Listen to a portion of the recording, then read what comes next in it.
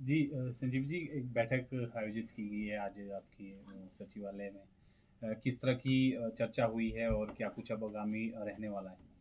वार्ता आपसे अभी तक नहीं हुई है।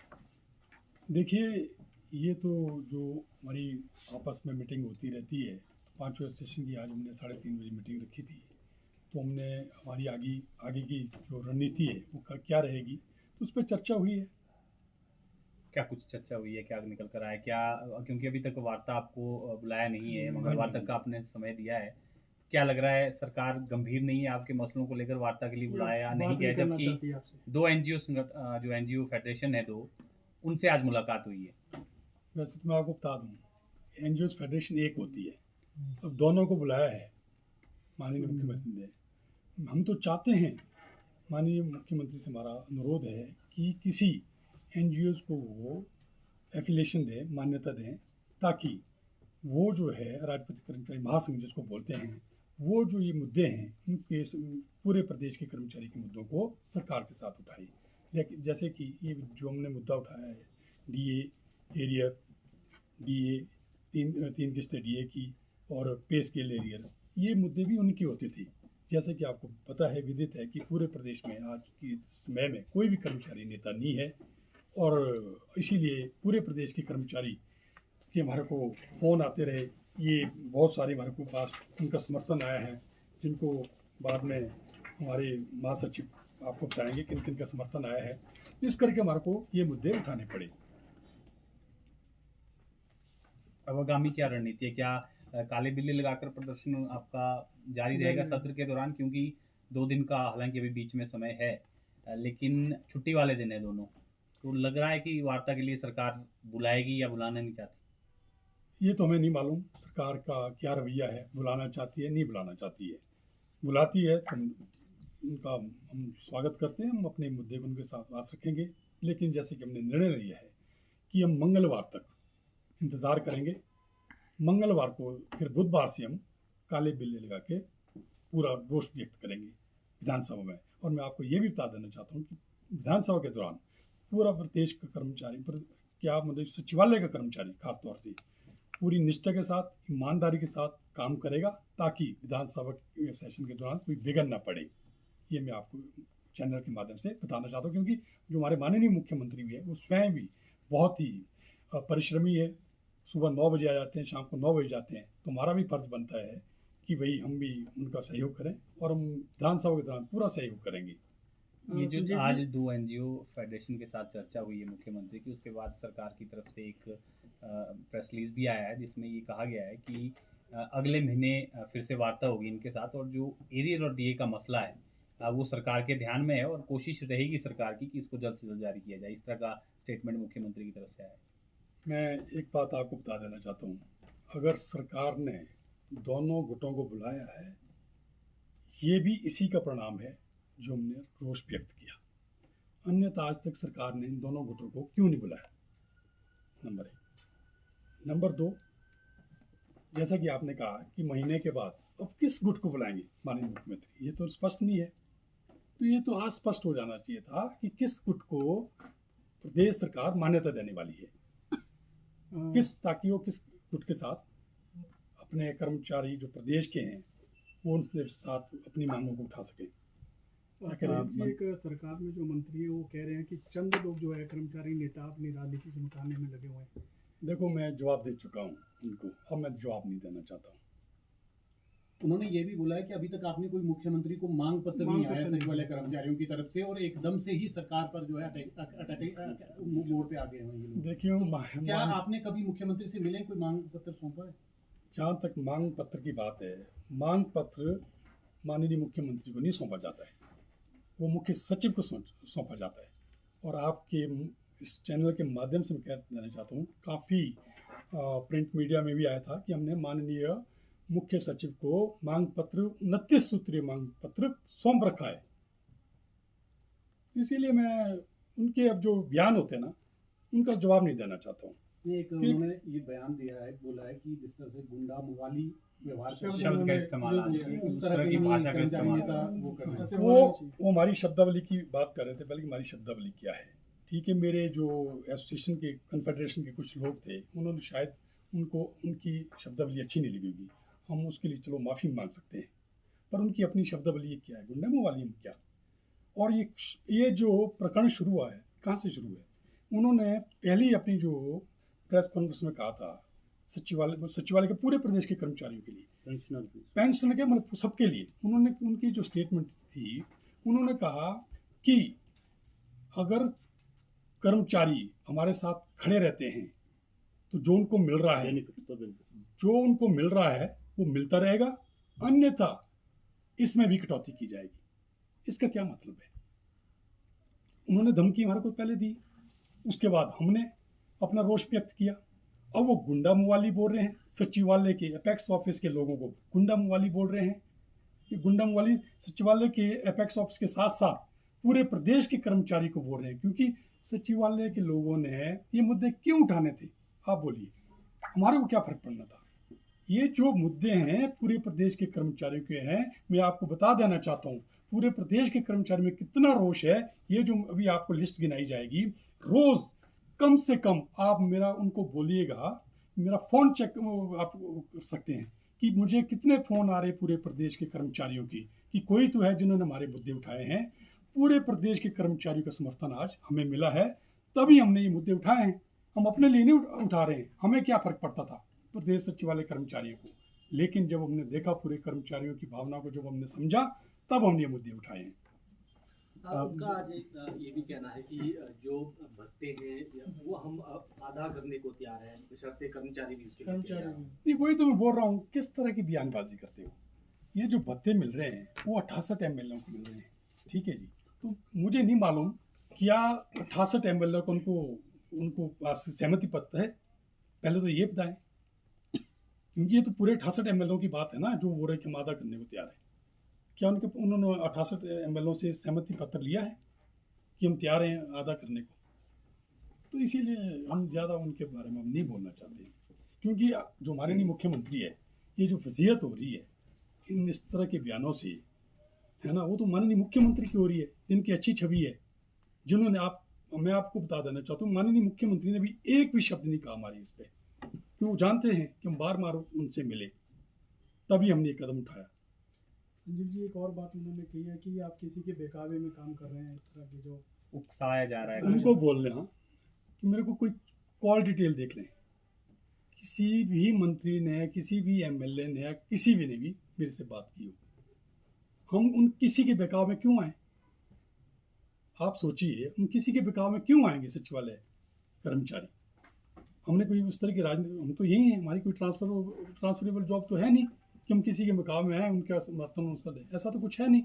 अरे भाई, मैं आपको बार बार बोल रहा हूँ, हमने तो कोई अपने मुद्दे उठाए थे, उसके साथ हमने DA भी उठा दिया। जब हमने DA और ये मुद्दा भी उठाया, जब हमने देखा कि पूरे प्रदेश के लोग, आप देख लीजिए मेरा वो, जब मैं कोई बाइट दी तो लाखों में आ रहे हैं उस पर भी, कोई तो है कर्मचारी नेता। आप देखिए ना, आप फैक्ट्स पे जाइए, आप ही चैनल वाले हैं, आपके उस पर कितने व्यूज़ आ रहे हैं हमारे लिए। एक भी कोई गलत है? इन्होंने स्टेटमेंट दी परसों जब दी थी कि भाई काट देंगे, किस तरह की व्यूज़ है इस पर, मतलब शर्म आ रही है बोलते हुए, इस तरह के व्यूज़ है। उसके बावजूद भी आज कहते गुंडे मुँह वाली हम, तो मतलब तभी ना, इसमें छवि किसकी खराब हो रही है? माननीय मुख्यमंत्री बोल रही है, और या तो माननीय मुख्यमंत्री जी को पता नहीं चल रहा है कि आपकी छवि खराब हो रही है, इस तरह की जो भाषा का प्रयोग कर रहे हैं, शब्दावली का प्रयोग कर रहे हैं। पर हम जो है ना, नहीं बोलना चाहेंगे, हमने अपने सोच लिया है, हम शांतिपूर्वक काले बिल्ले लगाएंगे अगर माननीय मुख्यमंत्री जी नहीं बुलाते हमें वार्ता के लिए, और उसके बाद हम अपनी रणनीति तय करेंगे। ये हमारा निजी तो है नहीं, क्या मिलेगा वो तो सबको एक बराबर मिलेगा, लेकिन अगर कर्मचारी नेता हम बने हैं, कर्मचारी लोगों ने हमारे ऊपर विश्वास कर रहे हैं, पूरा प्रदेश को के कर्मचारी को अगर कोई आस उनको दिख रही है, हमारे ऊपर उन्होंने विश्वास किया है, तो हमारा फर्ज बनता है कि हम उनकी उम्मीदों पर खरा उतरें। अभी तक कितना जो निगम बोर्डों के वो कर्मचारी, कितने ऐसे संगठनों का आपको समर्थन मिला? जैसे मैंने भी कहा, भी मेरे जो महासचिव हैं कमल शर्मा जी, ये अभी उनके पास पूरी डिटेल है। अभी तो ये तो फिर भी हाफ है, अभी हमारे को प्रिंट आउट निकालने पड़ेंगे, लेकिन जो भी अभी हमने प्रिंट आउट इन्होंने भी निकाल के लाए, वो आपको बता देंगे कौन कौन से हैं। कमल सर्वप्रथम तो मैं आप सबका धन्यवाद करता हूं जैसा कि आपको प्रधान जी ने बताया ही है, हम 15 अगस्त से पहले मुख्यमंत्री साहब से मिले थे। हमने उनसे अनुरोध भी किया था और कि आप डी दे दो, एरियर दे दो, कुछ तो दे दो। 15 अगस्त की सौगात हमने मांगी थी। हम तो ये चाहते थे कि कम से कम अगर वो अनाउंस भी कर देते, भले ही वो अक्टूबर पैडी नवंबर कर देते, हम ये नहीं कह रहे थे कि तुम इमीडिएट इफेक्ट से ही दो। तो हम फिर भी कर्मचारियों की ऐसी उम्मीद थी कि जो डीए है अनाउंस हो जाएगा, भले ही वो 1-2 महीने बाद मिलेगा। तो पूरे सचिवालय की ही क्या, पूरे प्रदेश के कर्मचारियों को, पूरे प्रदेश के पेंशनर को 15 अगस्त को बहुत उम्मीद थी, लेकिन वो सबकी उम्मीद टूट गई। तो इसी तरह जो उम्मीद थी सचिवालय के कर्मचारियों की, वो उनका प्रेशर हमारे ऊपर 15 अगस्त के बाद वो काफ़ी पड़ गया कि क्योंकि हमारे सचिवालय के भी काफ़ी इश्यूज थे जो रिजोल्व नहीं हो रहे थे, जिसमें कि एक मुख्य इशू मैं आपसे शेयर करना चाहूँगा, वो है वैकेंट पोस्ट। सचिवालय में अगर बात करें पूरे सभी कैडर की, तो लगभग 650 पोस्टें खाली पड़ी हैं। आप खुद ही सोचिए, अगर सरकार के में ही अगर इतनी पोस्टें खाली हो तो कैसे मतलब सरकार चल सकती है। अगर मैं क्लेरिकल कैडर की बात करूं तो क्लेरिकल कैडर में लगभग 350 पोस्टें खाली हैं। हम काफ़ी पहले मुख्यमंत्री महोदय से मिले भी थे 350 पोस्टों के बारे में, तो उस वक्त कैबिनेट में मैटर गया भी था। तो हमने कहा था कि कम से कम 150 पोस्टें कर दी जाए, लेकिन वो सिर्फ 50 पोस्टें ही अप्रूव हुई। तो इसी तरह के मुद्दों के कारण जो है कर्मचारियों में रोष था, उनका हमारे ऊपर प्रेशर था, इसलिए हमको आंदोलन का रास्ता अपनाना पड़ा। हमने 21 तारीख को जनरल हाउस अनाउंस किया। जब हमने अनाउंस किया उसमें हमारे डी और एरियर के मुद्दे तो थे ही विशेष रूप से। तो उससे जो क्या हुआ कि पूरे प्रदेश के कर्मचारी जो है हमारे समर्थन में आ गए। हमें उम्मीद नहीं थी, हमने तो अपने सचिवालय का आंदोलन आरंभ किया था। तो मैं कुछ जो मेरे पास लिस्ट है कुछ अभी निकालने के लिए, जो मैं अभी थोड़ी सी लिस्ट लाया हूँ निकाल के, जो मेरे को वो आए हैं, वो मैं बताता हूँ जो जिनके हमें समर्थन मिले हैं, जो जिनका समर्थन हमें है। HP जो गवर्नर सेक्रेटरीट है, उनके कर्मचारियों को हमको समर्थन प्राप्त है। पब्लिक सर्विस कमीशन के कर्मचारियों को हमको समर्थन प्राप्त है। लोकायुक्त कार्यालय का पूरा समर्थन प्राप्त है। स्टेट ऑफिस का समर्थन प्राप्त है। हॉस्पिटैलिटी एंड प्रोटोकॉल कार्यालय का समर्थन प्राप्त है। विधानसभा सचिवालय का समर्थन प्राप्त है। और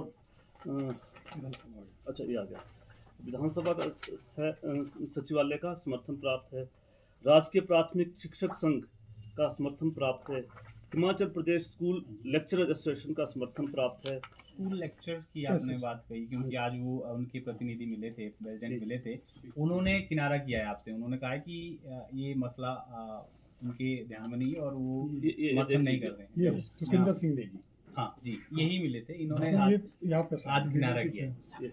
चलो अब ऐसा है कि कहाँ किनारा क्यों किनारा किया, ये हमें वो हो सकता है कि अब निजी हो रहा है, और हमारे पास समर्थन है।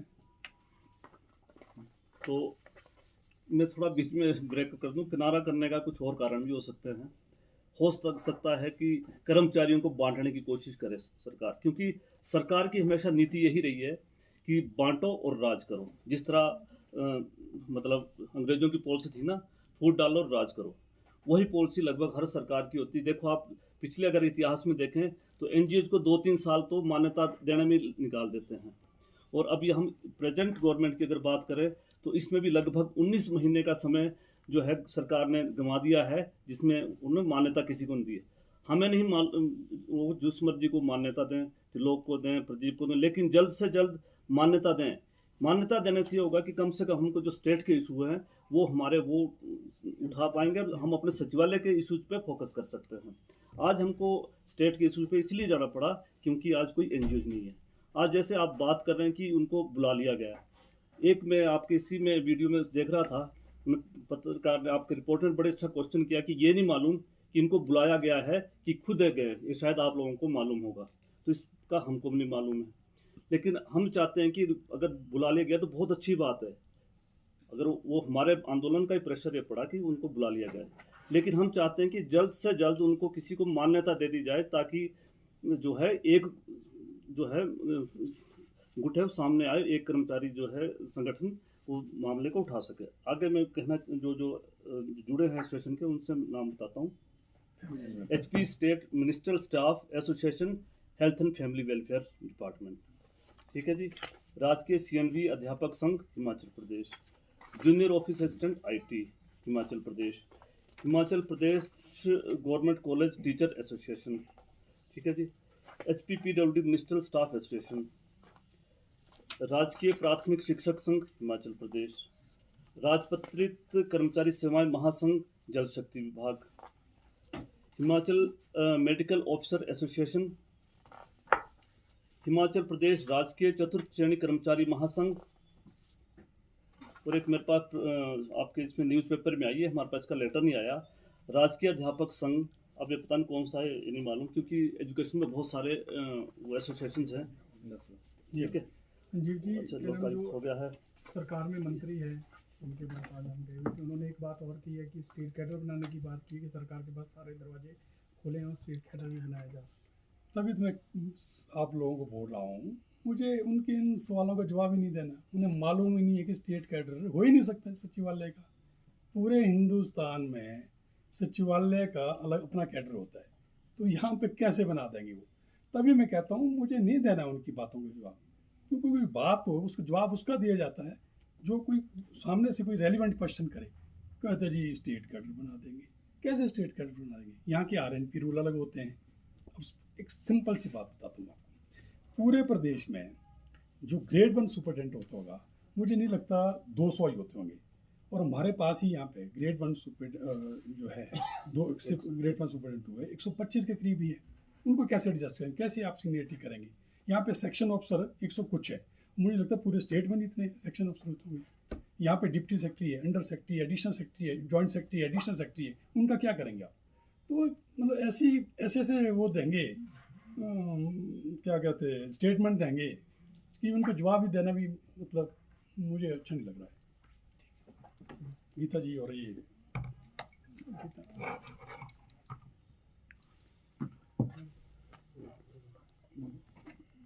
आप सबका, जितने मीडिया के मेरे भाई बंधु हैं, मैं इनका सबका स्वागत करती हूँ और धन्यवाद करती हूँ कि आप लोग हमारे मतलब इधर जो हम लोगों की बात को सुनने के लिए आए हैं कि क्या मंत्री जी ने प्रतिक्रिया। देखिए, हम मंत्री जी हमारे कोई नहीं आदरणीय हैं, हम लोगों ने चुन के लाया उनको।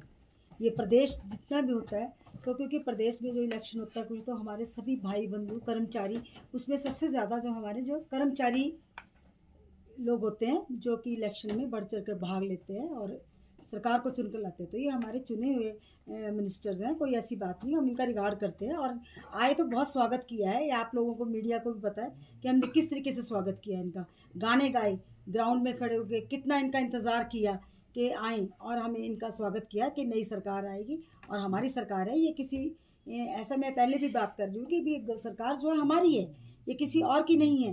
तो इसमें एक प्रतिक्रिया देना, ये छोटी छोटी बातों की हो जाता है। एक बयान आता है तो उससे थोड़ा सा प्रवोक हो जाता है आदमी, तो कुछ शब्द निकल जाते हैं, तो चलो उसके लिए वो क्षमा भी मांग लेते हैं, क्योंकि बड़े हैं ये लोग हमसे, उम्र में भी बड़े हैं, कोई बात नहीं। छोटे बच्चे होते हैं जैसे घर में, हो जाती है बात, लड़ाई झगड़ा भी बच्चे करते हैं तो चलता है, क्योंकि वो अपनों के साथ करेंगे, कहीं गैरों के साथ नहीं। तो इसमें दिल बड़ा रखना चाहिए। इसमें कोई ऐसा हम झगड़ा ही बना के रखेंगे, हम सौहार्दपूर्ण तरीके से चाहते हैं कि जो हमारा वातावरण है सचिवालय का, वो पूरा वातावरण जो है एक अच्छा जैसा हमारा होता है वो बना रहे, और इसमें कोई इस तरीके की प्रतिक्रिया नहीं होनी चाहिए, क्योंकि ऐसे तो झगड़े बढ़ जाएंगे और हम झगड़ा करने के लिए थोड़ी आए हैं। हम लोग तो इनके अपने हैं और ये भी हमारे अपने हैं, कोई बात नहीं। और किससे झगड़ा करेंगे हम?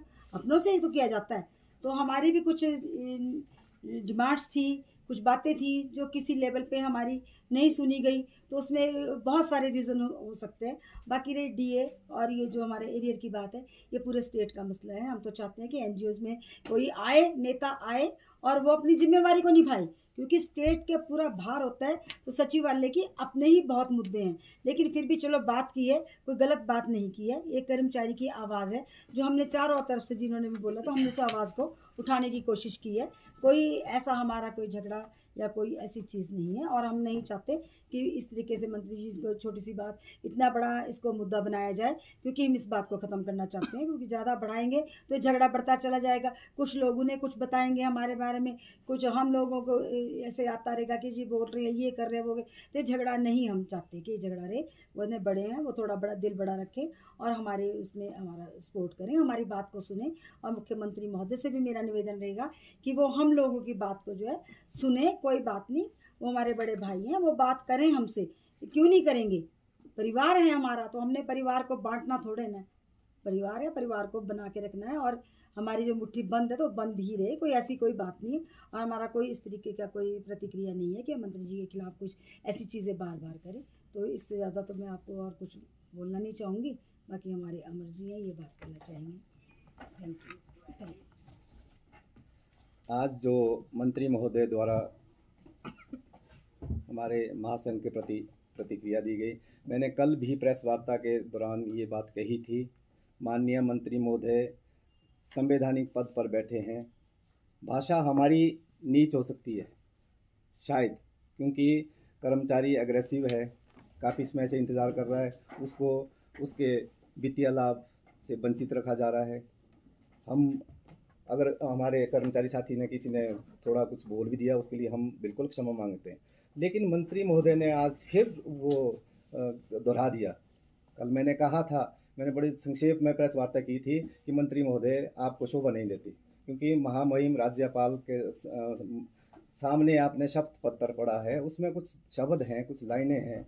मैं नहीं जानना चाहता डिटेल में, क्योंकि मंत्री महोदय रोज़ रोज़ इसको बार बार इसको दोहरा रहे हैं, तो अच्छी बात नहीं है। महोदय, हमारा जहाँ तक हमारे बारे में आपने कहा गुंडे मवाली, ये शब्द भी संवैधानिक नहीं है। कहा गया 4-5 नेता, मंत्री महोदय 4-5 नेता नहीं है। आपने हजूम देखा गेट नंबर 2 से गेट नंबर 3 तक, उस मेरे ख्याल शायद उनके मीडिया के कैमरे से, आप लोगों के कैमरे से नहीं देखा होगा।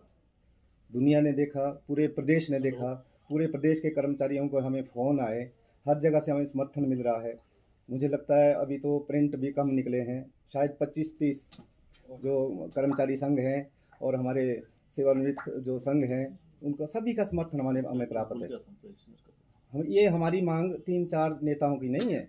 आप जो 3-4 नेताओं को कह रहे हैं कि सचिवालय का अधिकारी कर्मचारी सरकार के साथ है, तो देख लीजिए जिस तरह की आपकी भाषा है मंत्री महोदय। मैं फिर कहूँगा, कल वाली जो प्रेस वार्ता है उसी को फिर दोहराऊंगा कि इस चिंगारी को ज्वालामुखी ना बनाएंगे। आक्रोश प्रदेश के कर्मचारियों और पेंशनरों में आक्रोश है, तो इसके लिए सरकार जिम्मेवार होगी। मंत्री महोदय का मुझे ये नहीं पता लग रहा है कि ये सरकारी अधिकारी को उनका बयान है या निजी बयान है, ये तो स्वयं वो जाने। बाकी हम ज़्यादा मंत्री महोदय के बारे में नहीं कहना चाहते, क्योंकि वो रोज़ 1-2 प्रेस वार्ता कर रहे हैं, कुछ ना कुछ शायद हमारे अंदर फूट डालने की कोशिश कर रहे हैं।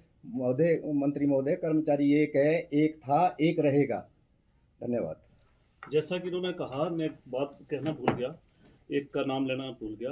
कर्मचारी एक है, एक था और एक रहेगा, बिल्कुल सही। मैं इसमें जोड़ना चाहता हूँ, पेंशनरों का भी हमको भरपूर समर्थन मिल रहा है और उनका भी हमको समर्थन आया है। और शायद उनकी कल बिलासपुर में बैठक भी थी, उसमें भी उनका निर्णय हुआ है कि हम पूरे जो बढ़ चढ़ कर जो है इनके साथ वो कब लगभग 2.5 लाख पेंशनर हैं जो हमारे साथ हैं। धन्यवाद। Thank you.